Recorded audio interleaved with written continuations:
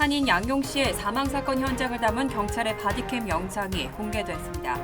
경찰에 대한 직접적인 위협은 없어 경찰 대응의 정당성에 대한 의문이 더 커지고 있습니다.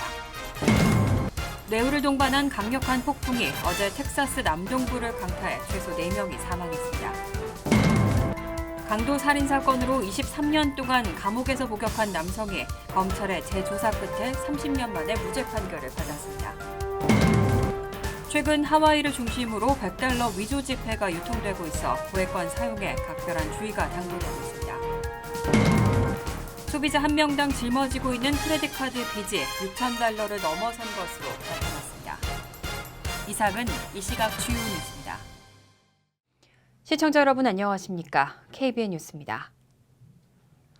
출동한 경찰의 총격으로 사망한 한인 양용 씨의 사건 현장을 담은 경찰의 바디캠 영상이 사건 발생 2주 만에 공개됐습니다. 양 씨가 칼을 들고 있었다는 경찰의 주장은 확인됐지만 경찰에 대한 직접적인 위협은 없었습니다. 경찰 대응의 정당성에 대한 의문이 더 커지고 있습니다. LA 경찰이 공개한 약 25분 길이의 영상에는 초기 대응 기관이었던 정신질환 모바일 대응팀이 LAPD에 도움을 요청하는 신고 전화 녹음본부터 올림픽 경찰서 경찰이 출동해 양용 씨 아버지와 이야기를 나누는 장면, 경찰이 양용 씨 집에 들어가려 했지만 양용 씨가 문을 열어주지 않는 장면, 추가 지원 병력이 합류한 장면 등에 이어 양용 씨가 강제 진입한 경찰의 총을 맞고 사망하는 장면까지 담겨져 있습니다.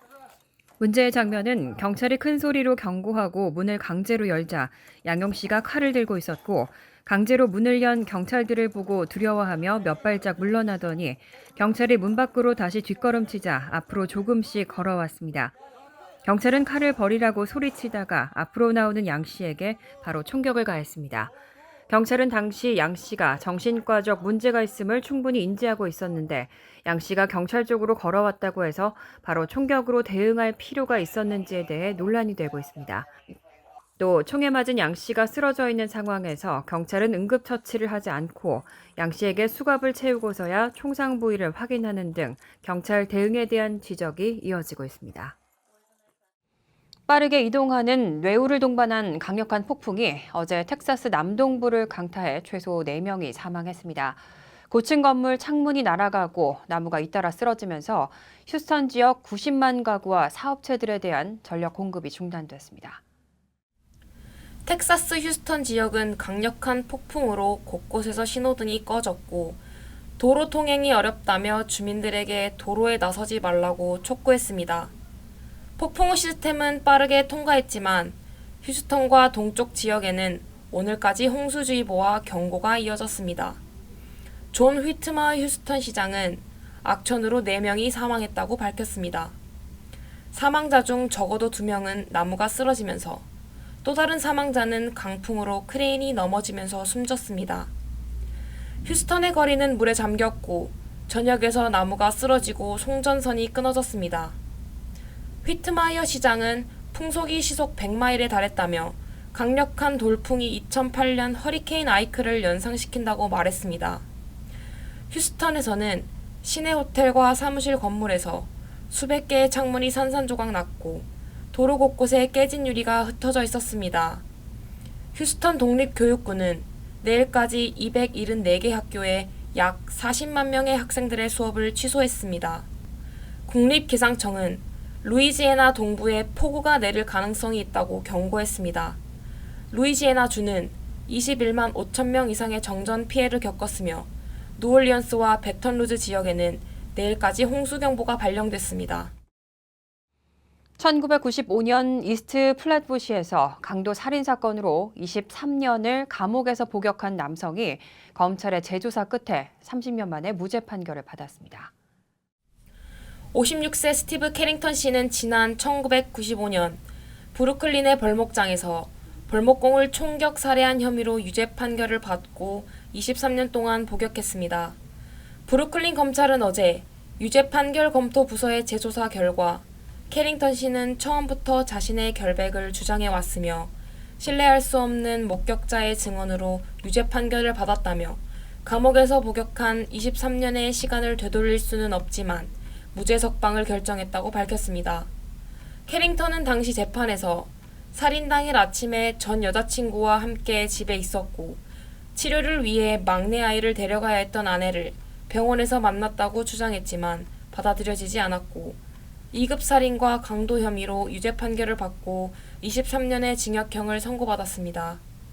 판결 검토 부서는 당시 유죄 판결의 핵심인 목격자 증언은 신뢰성 테스트를 거치지 않은 것으로 나타났다며 전화통화 녹음 등에서 새로운 용의자가 발견됐다며 잘못을 인정했습니다.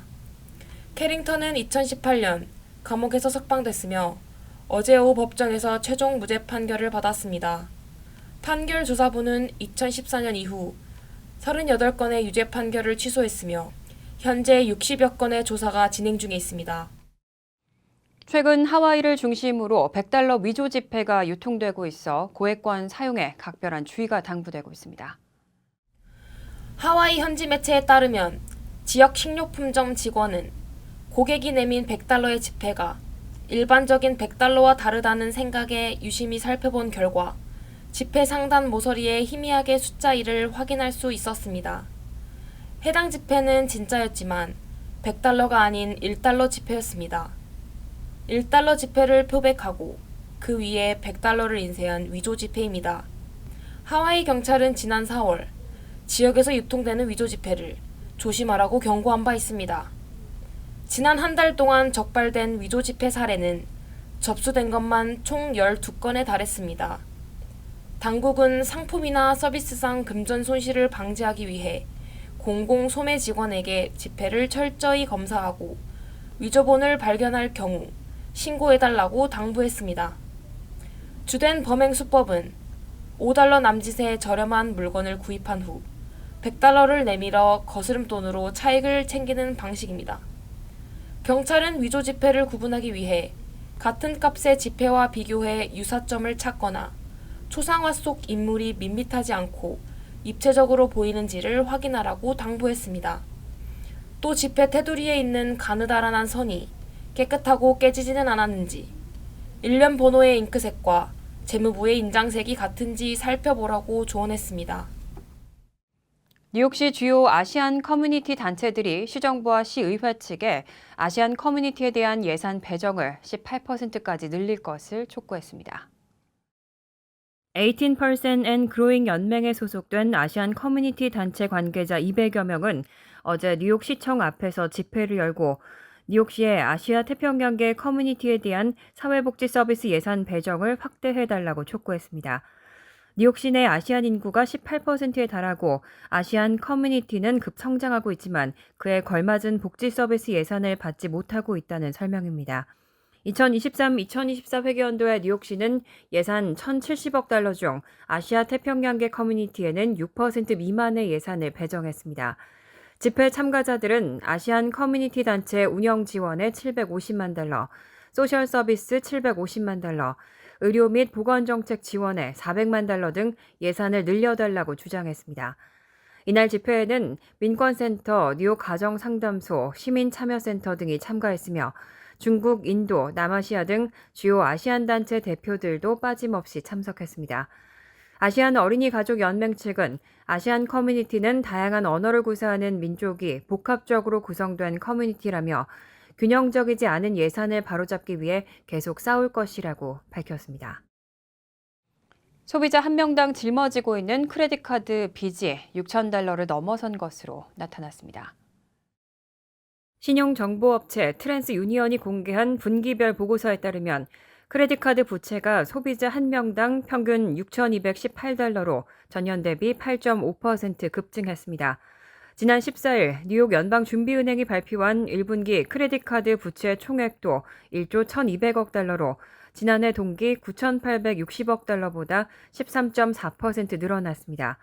팬데믹 이전인 2019년 1분기 8,500억 달러에 비해서는 31.8%가 급등한 겁니다.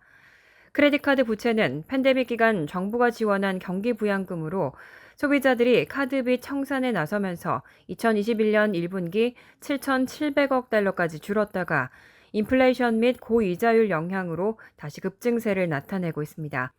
트랜스유니언의 글로벌 연구 컨설팅 담당 찰리 와이즈 수석 부사장은 소비자들이 크레딧, 특히 크레딧 카드를 계속 사용하고 있으며 특히 젊은 층에서 렌트비와 오토론, 학자금 융자 부채 등의 재정적 어려움을 겪고 있다고 말했습니다. 크레딧 카드 연체율도 빠르게 높아지고 있습니다. 뉴욕 연은에 따르면 지난해 크레딧 카드 부채의 약 8.9%가 연체로 전환된 것으로 나타났습니다. 트랜스유니언 조사에서도 90일 이상 연체된 심각한 연체 건수는 2010년 이후 최고 수준에 도달한 것으로 밝혀졌습니다. 뉴욕 연은은 신용한도 이용률이 60% 이상인 사용자들의 연체 전환율은 팬데믹 이전 수준을 넘어 계속 상승하고 있으며 이는 전체 크레딧 카드 연체율 증가의 대부분을 차지한다면서 이러한 증가는 특히 이용률이 90에서 100%인 그룹에서 두드러진다고 강조했습니다. 바이든 행정부가 마리화나의 저위험 약물 재분류를 공식적으로 제안했습니다. 바이든 대통령은 어제 영상으로 성명을 내고 단순히 마리화나를 사용하거나 소지했다는 이유로 감옥에 가서는 안 된다며 이 같은 제안을 발표했습니다. 마리화나는 1970년부터 헤로인과 엑스터시, LSD와 함께 이른바 1급 약물에 속했습니다. 1급 약물은 남용 위험이 아주 높고 의료용으로 사용할 수 없습니다. 바이든 행정부는 마리화나를 3급 약물로 재분류할 것을 촉구하고 있습니다. 법무부는 어제부터 공식적으로 마리화나의 재분류 절차를 개시했습니다. 앞서 보건복지부는 마리화나의 의존성을 중간 이하로 보고 3급 약물로 재분류하라고 마약 단속국에 권고했습니다. 3급 약물에는 의약품으로도 쓰이는 케타민과 코데인 등이 포함되어 있습니다. 현재 미국에서는 약 40개 주가 대마초를 합법화한 상태입니다. 로이터 통신은 연방 차원에서 대마초를 합법화하면 관련 연구의 활성화와 의료용 대마초 시장에 대한 투자 확대로 이어질 수 있다고 내다봤습니다. 세계에서 가장 매운 과자로 알려진 과자를 먹는 원칩 챌린지가 SNS에서 이어져 왔는데요. 이 과자를 먹은 미국의 한 10대 소년이 심장마비로 사망하는 사건이 발생했습니다.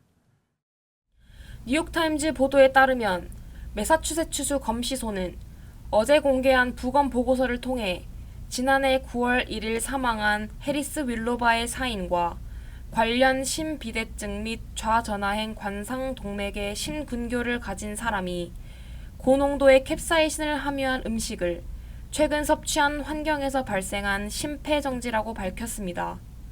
윌로바는 지난해 9월 친구가 준 토르티아 칩을 먹고 기절해 병원으로 이송됐지만 결국 숨졌습니다. 토르티아 칩은 미국 제조업체 파키칩스가 세계에서 가장 매운 고추인 캐롤라이나 리퍼와나가 바이퍼 고추로 만든 것으로 청양고추의 220배, 불닭볶음면의 500배 매운 것으로 알려졌습니다. 원칩 챌린지는 매운 칩을 먹고 물이나 다른 음료를 마시지 않고 최대한 오래 버텨야 하는 놀이로 최근 몇 년간 전 세계적으로 화제를 모았습니다. 지난해 9월 율로바의 죽음으로 파키칩스 온라인 판매가 중단됐습니다. 간추린 소식입니다. 연방하원 외교위원회가 어제 북한 인권법 재승인 법안을 가결했습니다.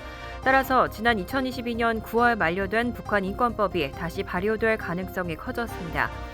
기존의 북한 인권법을 2028년까지 연장하는 내용의 재승인 법안은 하원 외교위 산하 인도태평양 소위원회 위원장인 공화당 소속 영킴 의원과 민주당 소속 아미베라 의원이 공동 발의했습니다.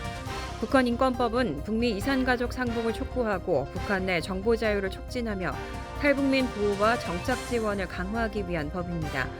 외교위를 통과한 북한 인권법 재승인 법안은 하원 본회의와 상원 본회의에서 채택된 뒤 대통령의 서명을 거쳐 시행됩니다. 국무부 외교안보서비스국은 어제 정의를 위한 보상 프로그램을 통해 북한을 지원하는 특정 활동에 관여하는 이들의 금융 메커니즘을 방해할 수 있는 정보에 500만 달러의 현상금을 건다고 발표했습니다. 국무부는 특히 한지호, 진춘지, 쉬하란이란 가명을 사용하는 IT 노동자와 그들의 매니저인 중화라는 인물에 대한 정보를 찾고 있다고 밝혔습니다. 이들은 60명 이상의 미국 시민들의 신분을 도용해 미국 회사에서 불법적으로 재택근무를 했으며 이런 사기 활동으로 북한에 최소 680만 달러의 수익을 안겨준 것으로 연방정부는 보고 있습니다. 폴리티코는 어제 친팔레스타인 시위 강경 대응으로 군의 비판을 받고 있는 미누슈 샤픽 컬럼비아대 총장에 대한 불신임 결의안이 65%의 찬성으로 통과됐다고 보도했습니다. 결의안은 샤픽 총장이 학문의 자유와 공동 거버넌스 기본 요건을 위반하고 학생의 권리를 전례 없이 공격한 건 명백하고 강력한 비난을 받아야 마땅하다고 규탄했습니다. 지난달 18일 경찰의 팔레스타인 지지 시위대 야영지 철거 작전을 승인한 점도 비난했습니다. 투표에는 컬럼비아대 정규직 직원 4,600여 명 중 교직원 약 900명이 참여했습니다. 결의안 통과로 샤픽 총장이 해임되는 건 아니지만 샤픽 총장을 지지하고 있는 대학 이사회에 보내는 상징적인 경고 메시지라는 의미를 갖게 됩니다. 뉴저지 트랜짓은 15일 6월 1일 이전에 구입한 사용하지 않은 열차 및 버스 승차권은 8월부터 환불이 가능하다고 발표했습니다. 당국은 오는 7월 1일부터 열차와 버스 요금을 15% 인상한다고 발표하면서 1회 편도 승차권의 경우 구입 후 30일이 지나면 만료되는 새로운 정책을 도입하기로 했습니다. 아울러 7월 이전에 구입한 승차권은 구입 시기와 관계없이 7월 31일에 만료된다고 발표해 승객들의 거센 반발을 샀습니다. 트랜짓은 6월 1일 이전에 구매하고 7월 31일까지 사용하지 않은 종이 승차권의 경우 8월부터 12월 사이 주요 열차역이나 터미널에 있는 고객 사무소로 가져가면 환불받을 수 있다고 밝혔습니다. 환율과 증권 소식입니다.